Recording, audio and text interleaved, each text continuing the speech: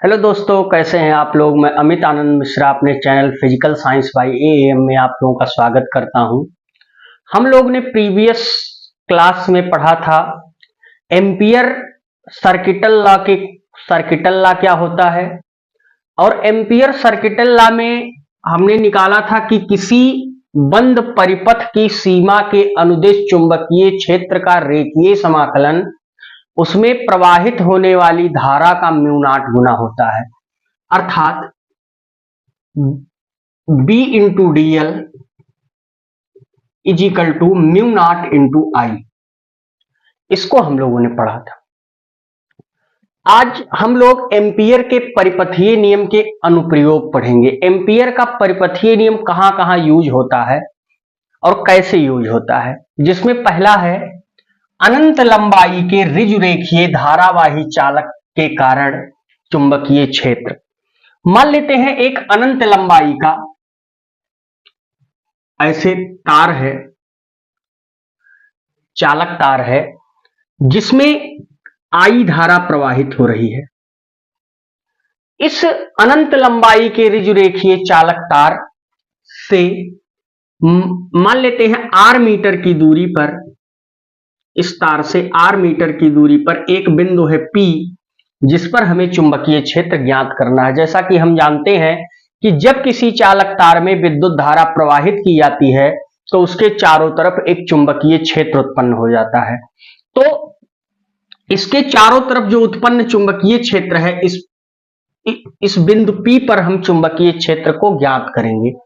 तो बिंदु P पर चुंबकीय क्षेत्र ज्ञात करने के लिए सबसे पहले हमें यहां पे एक बंद परिपथ की कल्पना करनी पड़ेगी। मान लेते हैं कि ये बंद परिपथ है, और इस बंद परिपथ में हम एक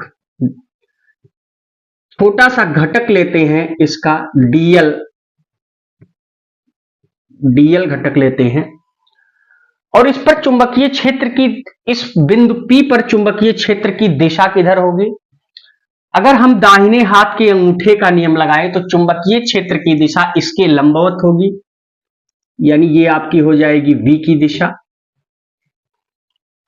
तो एम्पियर के परिपथीय नियम से, चूंकि हम जानते हैं एम्पियर का परिपथीय नियम, एम्पियर के परिपथीय नियम से, एम्पियर का परिपथीय नियम कहता है कि किसी सीमा के अनुदिश V इंटू डी एल चुंबकीय क्षेत्र का रेखीय समाकलन म्यू नॉट आई होता है। इक्वेशन नंबर 1 मान लेते हैं। अब जरा हम ध्यान दें, इसको हम अगर इसके इस पक्ष को हल करें तो V into D L is equal to हो जाएगा C V D L cos theta. और यहां थीटा क्या है, जहां थीटा B तथा डीएल के बीच का कोण है। थीटा B और डीएल के बीच का कोण है, और B और डीएल के बीच का जो कोण है, देखिए डीएल की भी डायरेक्शन ऐसे है और B भी ऐसे, B की दिशा भी ऐसे है, तो इनके बीच का जो कोण है वो थीटा 0 होगा, और cos 0 का मान क्या होता है, 1 होता है। तो हम लिख सकते हैं C V into D L is equal to B D L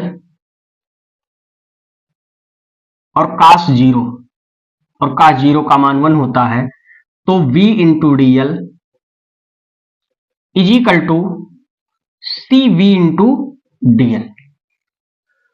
अब हम इसको लिख सकते हैं, B बाहर ले लें तो बचेगा dl और C V dl। अब चूंकि हम जानते हैं कि dl बराबर होता है 2 पाई r,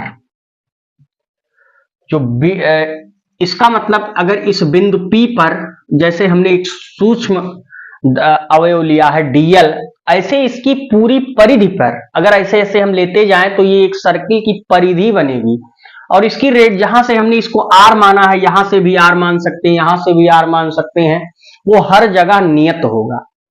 तो ये 2 पाई आर आया, तो इसको हम क्या लिख सकते हैं, यहां से लिख सकते हैं C VDL is equal to B into 2 pi r. इसको इक्वेशन नंबर 2 मान लेते हैं। अब यदि हम समीकरण 1 व 2 की तुलना करें, तुलना करने पर देखिए एक पक्ष इनके बराबर है, तो क्या लिख सकते हैं, b इंटू 2 पाई आर बराबर म्यू नॉट इंटू आई। तो v बराबर क्या लिख सकते हैं, म्यू नॉट बटे 2 पाई आई बाई आर।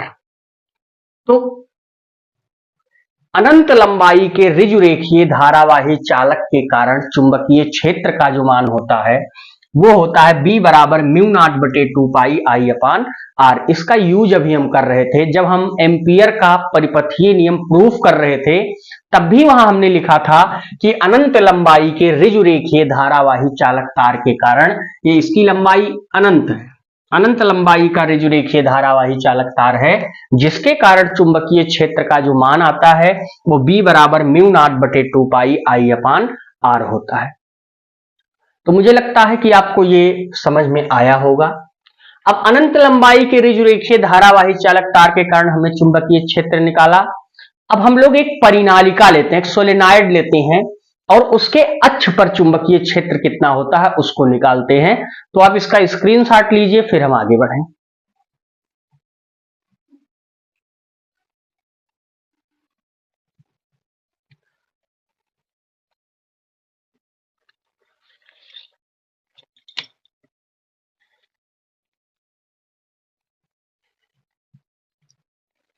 हमारी अगली हेडिंग है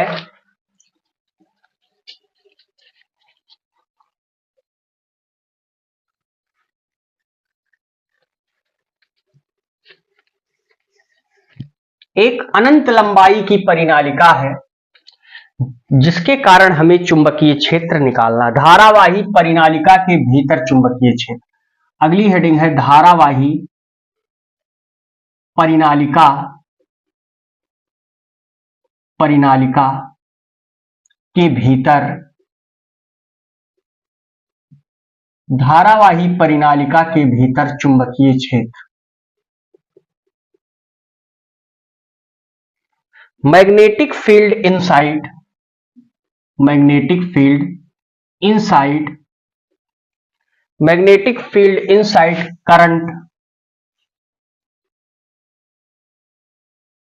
carrying, magnetic field inside current carrying solenoid. धारावाही परिनालिका के कारण के भीतर चुंबकीय क्षेत्र। अब हम बात कर लेते हैं ये धारावाही परिनालिका क्या होती है। परिनालिका कुछ इस प्रकार से होती है, ये परिनालिका, ये दो मान लीजिए कि प्लास्टिक के दो,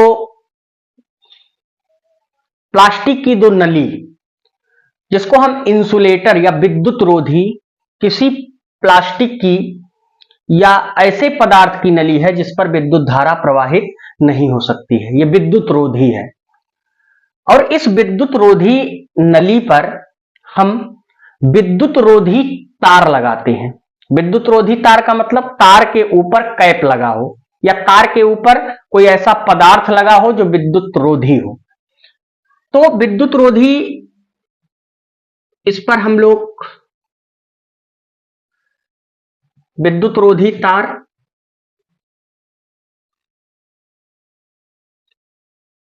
से इस पर फेरे लगाते हैं।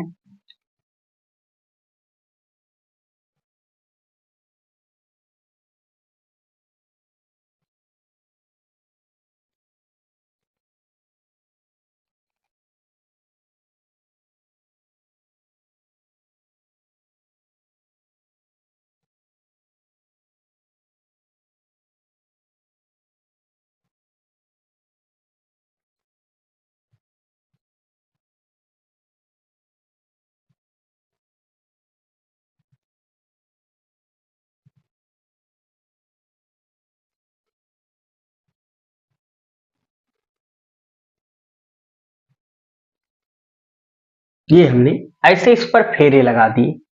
अब ये फेरे किस प्रकार से लगे हैं, ये फेरे कुछ ऐसे लगे हैं, ऐसे ऐसे लगे हैं। इसमें हम इस एक विद्युत धारा प्रवाहित करते हैं, इस फेरे में अब हम विद्युत धारा, इस तार में हम विद्युत धारा प्रवाहित करते हैं। तो विद्युत धारा प्रवाहित करने के लिए हमको इसको एक बैटरी से जोड़ना पड़ेगा।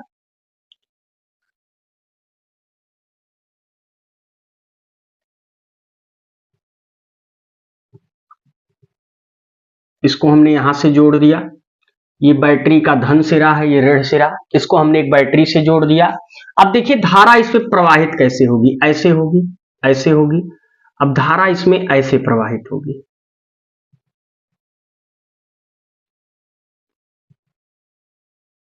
धारा इसमें इस प्रकार से प्रवाहित होगी, ऊपर से नीचे की तरफ। अब नीचे से ऊपर की तरफ धारा इसमें प्रवाहित हो रही है, लेकिन जो तार इसके पीछे है परिनालिका के, उसमें धारा नीचे से ऊपर की ओर प्रवाहित हो रही होगी। अब हम परिनालिका की लिखते हैं, माना परिनालिका की एकांक लंबाई में, परिनालिका की एकांक लंबाई में फेरों की संख्या n है। मान लेते हैं इस परिनालिका की एकांक लंबाई में जो फेरों की संख्या है वो n है। अब हम एम्पियर का नियम लगाएंगे। एम्पियर के नियम से हम इस परिनालिका के अक्ष पर, इस परिनालिका का अगर एक अक्ष बनाएं तो कैसे होगा, ये परिनालिका के भीतर कह सकते हैं या परिनालिका के अक्ष पर चुंबकीय क्षेत्र को हमें ज्ञात करना है। तो परिनालिका के अक्ष पर चुंबकीय क्षेत्र ज्ञात करने के लिए हम चूंकि जानते हैं एम्पियर का परिपथीय नियम, एम्पियर का परिपथीय नियम, एम्पियर के परिपथीय नियम से चूंकि हम जानते हैं V into dl is equal to mu naught into I, इसको इक्वेशन नंबर 1 मान लेते हैं, ये आपका होता है। और आई इसमें क्या है, वो आई जो है, ये जो धारा आ रही है नेट धारा, क्योंकि एक तार तो है नहीं, इसमें कई फेरे लगाए गए हैं, n फेरे लगाए गए हैं, तो इसमें जो धारा है वो नेट धारा आएगी। क्या आएगी, नेट धारा, नेट धारा। ये बात कर लें। अब हम एम्पियर के परिपथीय नियम को लगाएंगे कैसे, लगाने के लिए हमको एक बंद परिपथ चाहिए, क्योंकि किसी बंद परिपथ की सीमा के अनुदेश चुंबकीय क्षेत्र का रेखीय समाकलन उसमें प्रवाहित होने वाली धारा का म्यू नॉट गुना होता है। तो मान लेते हैं इसके अक्ष पर, इसके अक्ष से हम एक वर्ग बना लेते हैं,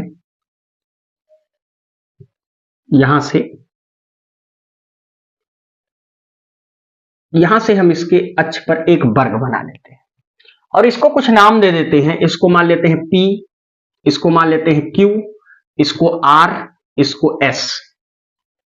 अब इसमें धारा कैसे प्रवाहित होगी, देखिए ये धारा ऐसे जा रही है, ये धारा ऐसे, ये धारा ऐसे, इसमें धारा ऐसे जा रही है। ये हमने एक वर्ग बना लिया। अब इसके अक्ष पर हम चुंबकीय क्षेत्र को ज्ञात कर सकते हैं। तो कैसे, ध्यान दीजिए, CBdl एक पक्ष को लेते हैं, ये क्या हो जाएगा, ये हो जाएगा। अब C जो आपका क्लोज्ड पाथ है वो क्या क्या है, PQRSP, PQRSP, और क्या हो जाएगा V इंटू dl। अब पहले इसके मान को हमको निकालना है, तो इसके मान को कैसे निकालेंगे। अच्छा, इस परिनालिका में अगर हम right and thumb law rule लगाएं तो देखिए इसमें धारा ऐसे ऊपर से नीचे की ओर बह रही है, तो जब इसको ऐसे हम पकड़ेंगे, इसको ऐसे पकड़ेंगे तो चुंबकीय क्षेत्र इस साइड से तो प्रवेश करेगा, इस साइड से, और इस साइड से चुंबकीय क्षेत्र निकलेगा। देखिए ध्यान दीजिए, ऐसे ऐसे, यानी ये जो कर्व फिंगर्स हैं ये ऐसे चुंबकीय क्षेत्र प्रवेश करेगा और इससे परिनालिका के इसके लंबवत ऐसे बाहर निकल जाएगा। और जो इसके पीछे के जो तार हैं उसमें विद्युत धारा कैसे प्रवाहित होगी, नीचे से ऊपर की ओर प्रवाहित होगी। एक बार मतलब चुंबकीय क्षेत्र कैसे है, ऐसे ऐसे है, चुंबकीय क्षेत्र ऐसे ऐसे है, और विद्युत धारा कैसे जा रही है, ऐसे ऐसे जा रही है। तो विद्युत धारा ऐसे ऐसे जा रही है, चुंबकीय क्षेत्र ऐसे ऐसे है, ये ध्यान रखिएगा।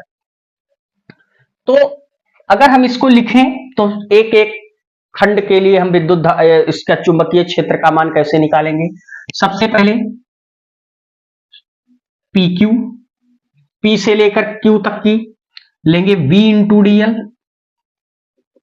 प्लस फिर हम लेंगे क्यू आर, क्यू से आर V इंटू DL, फिर हम लेंगे आर एस,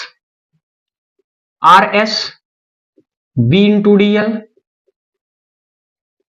और प्लस हम क्या ले लेंगे, S P B into DL।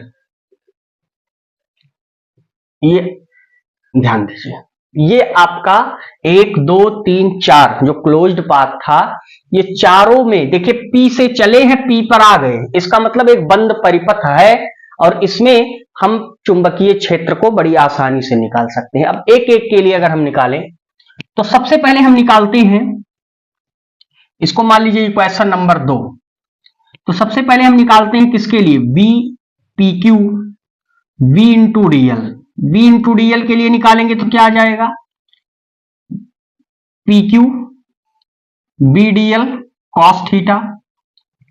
अच्छा, यहां पे देखिए थीटा बराबर क्या होगा, यहां पे देखिए चुंबकीय क्षेत्र कैसे है, ऐसे ऐसे है, ऐसे ऐसे है, और इसमें विद्युत धारा की दिशा कैसे है, इधर है। तो चुंबकीय क्षेत्र का जो थीटा का मान होगा कितना हो जाएगा, 0 अंश हो जाएगा।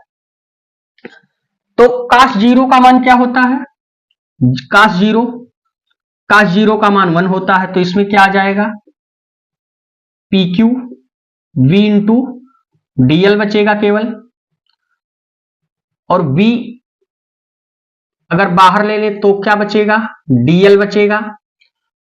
और ये DL क्या है, मान लेते हैं इसकी जो लंबाई है वो सब L है, यहां से इसकी लंबाई, यहां से इसकी लंबाई, ये L लंबाई है। ये जो हमने वर्ग लिया है इसकी लंबाई L है, तो ये आपका हो जाएगा कि पूरी इसकी लंबाई यानी V इंटू L। इसको मान लीजिए इक्वेशन नंबर 3। अब ऐसे हम क्या निकालेंगे, PQ हो गया। अब हम निकालेंगे इसके बाद QR, तो QR क्या हो जाएगा, V इंटू DL बराबर हो जाएगा QR वही BDL कॉस थीटा। अब यहां पे थीटा क्या होगा, ध्यान दीजिए, विद्युत धारा ऐसे बह रही है और चुंबकीय क्षेत्र ऐसे है, तो चुंबकीय क्षेत्र और धारा के बीच का कोण कितना हो गया, 90 अंश हो गया, तो 90 अंश हो जाएगा। और cos 90 का मान क्या होता है, 0 होता है, तो डायरेक्ट हम इसको लिख सकते हैं QR B into DL is equal to 0। इसके बाद आपका आएगा क्या, QR आ गया, RS क्या होगा, RS B इंटू DL बराबर क्या हो जाएगा, RS VDL कॉस थीटा। यहां भी थीटा का मान क्या हो जाएगा, R से लेकर S तक, यहां ध्यान दीजिए R से लेकर जो S तक की दूरी है, इसमें जो विद्युत धारा बह रही है वो इस दिशा में बह रही है। और सबसे बड़ी बात है कि यहां ना तो कोई तार टच है ना कोई तार लगा है, तो यहां तो चुंबकीय क्षेत्र का मान वैसे ही 0 होगा। तो इसको लिख सकते हैं चुंबकीय क्षेत्र का मान डायरेक्ट RS VDL डायरेक्ट 0 लिख लेते हैं। इसको मान लेते हैं इक्वेशन नंबर 4, इसको मान लेते हैं इक्वेशन नंबर 5। अब क्या बचा है, SP, इसमें भी VDL बराबर क्या आ जाएगा, SP VDL cos थीटा, और cos थीटा का मान इसमें क्या हो जाएगा। अब इसमें फिर देखिए धारा नीचे से ऊपर जा रही है और चुंबकीय क्षेत्र ऐसे है, तो इसके बीच का कोण फिर 90 अंश हो जाएगा, तो ये भी क्या हो जाएगा 90, और cos 90 का मान 0 होता है, तो ये भी आपका आ जाएगा, इसका भी मान आपका क्या आ जाएगा निकल के, SP BDL is equal to 0, इसको 5 मान लेते हैं। अब समीकरण 2, 3, 4, 5 का मान 3, 4, 5 हमने जो निकाला है 3, 1 का मान 3, 4, 5, 6 मान लेते हैं इसको। 6 का मान समीकरण नंबर 2 में रखने पर तो लिखते हैं समीकरण 3, 4, 5 व 6 का मान समीकरण 2 में रखने पर जब समीकरण 2 में इन सब के मान रख देंगे तो हमको क्या मिलेगा, सी,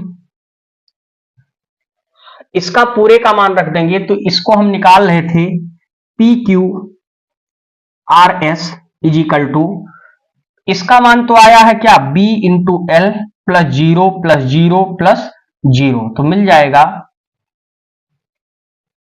P Q R S is equal to B into L. इसको मान लीजिए इक्वेशन नंबर 7। अब इस इक्वेशन नंबर 7 का मान तो हमको मिल गया, इसका मान यानी इसका मान मिल गया। डायरेक्ट हम लिख सकते हैं ऐसे कि B C into B into D L is equal to क्या मिल गया, बी इंटू एल। इसको इक्वेशन नंबर 8 मान लीजिए। इसका मान तो हम लोगों ने निकाल लिया कि b इंटू डी एल जो आपका था, इसका इस परिपथ में जो हमने बनाया है इसमें जो चुंबकीय क्षेत्र का मान आया वो b इंटू एल आया। अब इसमें नेट धारा जो है, इसमें जो आप देख रहे हैं एकांक लंबाई में लिखते हैं, माना एकांक लंबाई में फेरों की संख्या कितनी है, n है। इस एकांक लंबाई में कितने फेरे हैं, n फेरे हैं। तो फेरों की संख्या अगर n है तो l लंबाई में फेरों की संख्या कितनी होगी, क्योंकि सबकी लंबाई l है। l लंबाई में फेरों की संख्या कितनी हो जाएगी, n इंटू एल हो जाएगी। l लंबाई में फेरों की संख्या। अच्छा, आई धारा प्रवाहित हो रहे सभी फेरों में, तो एक तार से गुजरने वाली धारा कितनी है, एक तार से गुजरने वाली धारा बराबर कितनी है, आई है। तो NL तार से गुजरने वाली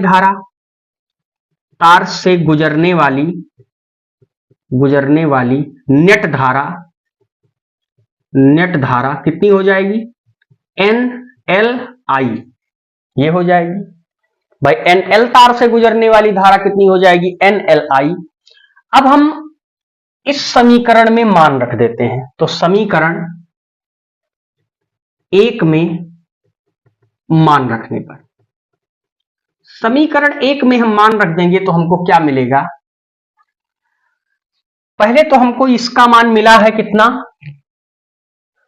समीकरण 1 में किसका मान रख देते हैं, समीकरण 1 में ऐसे लिखना चाहिए था, समीकरण 1 में समीकरण 8 व 9, इसको मान लीजिए समीकरण नंबर 9 व 9 का मान रखने पर तो मान रख देंगे तो हमको क्या मिलेगा, समीकरण नंबर 1 में जब मान रख दें, एक ये है, तो पहला आपका आया है b इंटू एल और इजिकल टू म्यू नॉट और इंटू नेट धारा का मान कितना आया है निकल के, NL तार से गुजरने वाली NLI, तो कितना आया है, NLI। अब जरा आप यहां से ध्यान दीजिए कि L से L कैंसिल हो गया, तो B बराबर क्या मिल गया, म्यू नॉट N इंटू आई। तो किसी रेखा के भीतर जो चुंबकीय क्षेत्र का मान होता है वो B बराबर म्यू नॉट एन आई, ये ध्यान रखिए, B बराबर म्यू नॉट एन आई, यानी इसके भीतर या इसके अक्ष पर किसी धारावाही परिनालिका के चुंबकीय क्षेत्र का मान B बराबर म्यू नॉट एन आई है। अब एक बार इस परिनालिका को मैं आपको फिर से समझा देता हूं। ये परिनालिका है दो प्लास्टिक की, या विद्युत रोधी पदार्थ की दो छड़े लेते हैं या दो पाइप लेते हैं और उसके ऊपर जो आपके चालक तार है उसके ऊपर एक ऐसा परत लगाते हैं जिससे वो इंसुलेटर बन जाए। कोई ऐसी पाइप लगा दीजिए या कोई ऐसी प्लास्टिक लगा दीजिए जिससे वो इंसुलेटर बन जाए और उससे इस पर हम फेरे लगाते हैं। कितने फेरे? n फेरे लगाते हैं। और उसके बाद इसको हम एक विद्युत धारा से जोड़ देते हैं, एक बैटरी लगा के इसमें विद्युत धारा प्रवाहित करते हैं। तो विद्युत धारा के प्रवाह के दौरान इसमें विद्युत धारा नीचे की तरफ ऐसे, अब देखिए इस तार में विद्युत धारा ऐसे नीचे बह रही है और इसका जो पीछे वाला तार होगा, क्योंकि परिनालिका है तो तार ऐसे ऐसे तो लपेटा गया होगा, तो जो इसके और ये तार बहुत करीब करीब लपेटे गए हैं एक दूसरे के समीप बिल्कुल, और जो पीछे वाला है उसमें धारा कैसे बहेगी? नीचे से ऊपर की तरफ बहेगी। तो इस प्रकार से हमने क्या किया कि इसके मुख्य अक्ष पर हमको क्या निकालना था, या इसके भीतर चुंबकीय क्षेत्र का मान निकालना था। तो उसके लिए एम्पियर का परिपथीय नियम बड़ी आसानी से निकाल देता है। उसके लिए मैंने क्या किया, एक बंद पृष्ठ की कल्पना की और उस बंद पृष्ठ में हमने चुंबकीय क्षेत्र का जो मान निकाला वो आया B बराबर म्यू नॉट N इंटू आई। तो मुझे लगता है कि आपको ये एम्पियर के जो दोनों अनुप्रयोग मैंने पढ़ाए वो अच्छी तरीके से समझ में आए होंगे। इसका स्क्रीनशॉट लीजिए, हम आगे बढ़ें।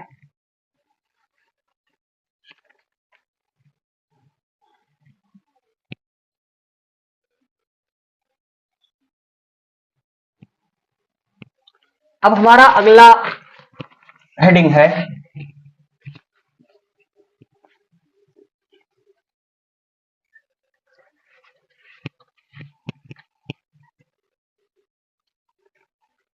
सीमित धारावाही परिनालिका के भीतर चुंबकीय क्षेत्र। हमारा अगला हेडिंग है सीमित धारावाही परिनालिका, सीमित धारावाही परिनालिका के भीतर चुंबकीय क्षेत्र, के भीतर चुंबकीय क्षेत्र। सीमित धारावाही परिनालिका के भीतर एक कोई सीमित धारावाही परिनालिका, जैसे मान लेते हैं ऐसे एक धारावाही परिनालिका है जिसकी लंबाई सीमित है, तो इसको ऐसे हम बना लेते हैं, सीमित लंबाई की धारावाही परिनालिका है। ऐसे मान लेते हैं ये इस धारावाही परिनालिका का अक्ष है, ये इस धारावाही परिनालिका का अक्ष है, इसके भीतर चुंबकीय क्षेत्र। तो मान लेते हैं इसके भीतर हम एक कोई बिंदु ले लेते हैं, मान लीजिए x बिंदु है, और x बिंदु को अगर इस यहां से मिला दें तो यहां से अगर ये इसका जो ये आपका जो मुख्य अक्ष है इससे अगर ये कोण मान लीजिए बना रहा हो θ1, और इसके इस छोर से भी इसको मिला दें तो यहां से ये जो ये पूरा कोण बना रहा हो, मान लीजिए θ2 कोण हो, तो इसके लिए एक फार्मूला आता है, इसके लिए एक फार्मूला आता है, वो फार्मूला होता है B बराबर म्यू नॉट, या ऐसे लिख लेते हैं धारावाही परिनालिका, सीमित लंबाई की धारावाही परिनालिका की अक्ष पर चुंबकीय क्षेत्र, यही लिख लेते हैं सीमित धारावाही परिनालिका, सीमित धारावाही परिनालिका के अक्ष पर चुंबकीय क्षेत्र का जो मान आएगा वो होता है B बराबर mu naught N into I by 2 cos θ1 minus cos θ2। ये आपका आता है mu naught N I by 2 cos θ1 minus cos θ2। ये इसका जो डेरिवेशन है वो क्लास 12 में नहीं है, लेकिन आपके लिए ये इंपॉर्टेंट बहुत है। डायरेक्ट इस फार्मूले को आपको एडॉप्ट कर लेना है, याद कर लेना है कि V बराबर mu naught N I by 2 cos θ1 minus cos θ2 सीमित धारावाही परिनालिका के अक्ष पर चुंबकीय क्षेत्र। अब इसमें दो पॉइंट्स बड़े इंपॉर्टेंट है। पहला लेते हैं कंडीशन, यदि मान लेते हैं यदि बिंदु जिस पर चुंबकीय क्षेत्र ज्ञात करना हो वो परिनालिका के किसी किनारे पर स्थित हो, यदि बिंदु जिस पर जिस पर चुंबकीय क्षेत्र ज्ञात करना हो, चुंबकीय क्षेत्र ज्ञात करना हो परिनालिका के किसी किनारे पर स्थित हो, परिनालिका के किसी किनारे पर स्थित हो, तो हम कैसे निकालेंगे? मान लेते हैं कि ये आपकी परिनालिका है ऐसे, और इस परिनालिका, ये ऐसे आपकी परिनालिका है, और जो ये आपका मुख्य अक्ष है, वो बिंदु जो जिसको हमें ज्ञात करना है वो परिनालिका के मान लेते हैं किसी किनारे पे यहां स्थित हो। तो परिनालिका के किसी किनारे पे स्थित होगा तो यहां से एक को मिलाएंगे तो ये कोण कितना बन जाएगा? 90 अंश बनेगा। ये कोण 90 अंश हो जाएगा। दूसरा कोण, ये परिनालिका को जब इस बिंदु से ऐसे मिलाते हैं तो ये परिनालिका की लंबाई क्या होती है? जैसे इसके कोण को बढ़ाते जाते हैं, मतलब जैसे ये इस बिंदु पे आता है तो ये दूरी जैसे बढ़ती है वैसे ही इसके बीच का ये तो ये पूरा कोण जो बनाता है, ये पूरा कोण ये लगभग बनता है 180 अंश का। यहाँ पे ये कोण, तो इसके लिए θ1 बराबर क्या आ गया? 90 अंश, और θ2 बराबर कितना आ गया? 180 अंश। यानी अगर इसको हम मिलाएं इसकी लंबाई से तो लगभग जो कोण बनता है वो 180 अंश का बनता है। तो अगर हम इस फार्मूले में रख दे तो v बराबर क्या मिलेगा? म्यू नॉट ni/2 cos θ1 यानी 90 अंश माइनस cos 180 अंश, ये हो जाएगा। अब चूंकि हम जानते हैं cos 90 अंश की जो वैल्यू होती है वो कितनी होती है? 0 होती है। cos 180 अंश की जो वैल्यू होती है कितनी होती है? -1 होती है, सॉरी हाँ -1 होती है। तो इसको हम क्या लिख सकते हैं? v बराबर म्यू नॉट ni/2, ये 0 हो गई और माइनस माइनस तो 1 हो गया। तो इसके भीतर जो इस अगर म्यू नॉट ni/2 यानी इस धारावाही सीमित धारावाही परिनालिका का जो ये अक्ष है, ये जिस पर बिंदु पर हमें चुंबकीय क्षेत्र निकालना है इसके मुख्य अक्ष पर, अगर वो इसके इस किनारे हो चाहे इस किनारे हो तो उसका जो मान आएगा b बराबर म्यू नॉट ni/2 होता है। अब इसका दूसरा कंडीशन है कि यदि मान लेते हैं यदि जो आपका परिनालिका जो है ये अनंत लंबाई की हो, इसकी लंबाई अनंत हो, यदि परिनालिका अनंत लंबाई की हो, अनंत लंबाई की हो, तब मान लेते हैं ये आपकी परिनालिका है, ये ऐसे, और ये इसका एक्सिस पॉइंट है। अब इस परिनालिका की जो लंबाई है वो कितनी है? अनंत है। तो अनंत लंबाई है और मान लेते हैं वो बिंदु कहीं यहां पे स्थित है जिस पर हमें निकालना है। तो जब अनंत लंबाई की परिनालिका है तो जब इसके इस बिंदु को हम ऐसे मिलाएंगे कहीं ऐसे, इसके इस बिंदु को जब मिलाएंगे तो इनके बीच, यानी ये अनंत लंबाई है तो इनके यहां पे जो कोण बनेगा वो θ1 क्या बनेगा? 0 बनेगा। और मान लेते हैं ये अनंत लंबाई के इसको ऐसे हम मिलाते जाएंगे, यहां ऐसे कहीं जाके मिलेगा, तो यहां से जो इसका पूरा टोटल कोण बनेगा, ये वाला कोण, ये वाला, ये θ2 क्या बनेगा? 180 अंश का बनेगा। ध्यान रखिए, θ1 0 और θ2 180 अंश। तो क्या लिखेंगे इस फार्मूले से?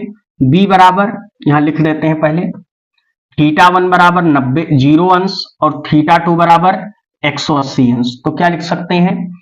b बराबर mu not ni/2 cos 0 minus cos 180। अब चूंकि हम जानते हैं cos 0 का मान तो 1 होता है और cos 180 का मान कितना होता है? -1 होता है। तो b बराबर क्या आ जाएगा? म्यू नॉट ni/2 1 और +1, यही तो होगा, -1 रखेंगे तो प्लस हो जाएगा। तो b बराबर म्यू नॉट ni/2 गुणे 2, तो कैंसिल हो गया, तो क्या आ गया? b बराबर म्यू नॉट n इंटू आई। और आप अभी देखा है कि अनंत लंबाई की जो परिनालिका थी उसके भीतर अक्ष पर जो चुंबकीय क्षेत्र का मान आया था वो भी b बराबर म्यू नॉट Ni आया था। तो ये भी फार्मूला आपको उसका डेरिवेशन समझा सकता है। अब हम बात कर लेते हैं कि ये जो परिनालिका थी जो हमने सीमित लंबाई की ली है, यहां पे इसके अगर किनारों पर जो चुंबकीय क्षेत्र है ये आया B बराबर म्यू नॉट Ni बाई 2। यहां भी आया B बराबर म्यू नॉट Ni बाई 2। यहां इसके चुंबकीय क्षेत्र का मान आया, लेकिन इसके भीतर चुंबकीय क्षेत्र यानी इसके अक्ष पर चुंबकीय क्षेत्र, इसके अंदर चुंबकीय क्षेत्र का जो मान आया वो B बराबर म्यू नॉट N इंटू आई। तो एम्पियर के नियम के जो अनुप्रयोग थे जिसमें आज हम लोगों ने पढ़ा कि ऋजुरेखीय धारावाही चालक के कारण चुंबकीय क्षेत्र निकाला किसी बिंदु P पर, अनंत लंबाई की जो एक परिनालिका थी उसके कारण चुंबकीय क्षेत्र निकाला, उसके भीतर क्या आया B बराबर म्यू नॉट Ni, और सीमित लंबाई की अगर परिनालिका है तो उसके कारण जो चुंबकीय क्षेत्र है वो का मान आता है B बराबर mu naught Ni cos θ1 minus cos θ2। ये तीनों डेरिवेशंस परीक्षा के लिए बड़े इंपॉर्टेंट हैं और कंपटीशन पेपरों में बहुत बार पूछे गए हैं। इनके एप्लीकेशन से सवाल छोटे छोटे आते हैं परीक्षाओं में। तो मुझे लगता है कि ये आज आपको बहुत अच्छी तरीके से समझ में आया होगा। फिर भी आपको कोई डाउट है तो कमेंट बॉक्स में कमेंट जरूर करें, समय रहते इसका समाधान किया जाएगा। तो मिलते हैं फिर किसी नेक्स्ट लेक्चर में, तब तक के लिए गुड बाय।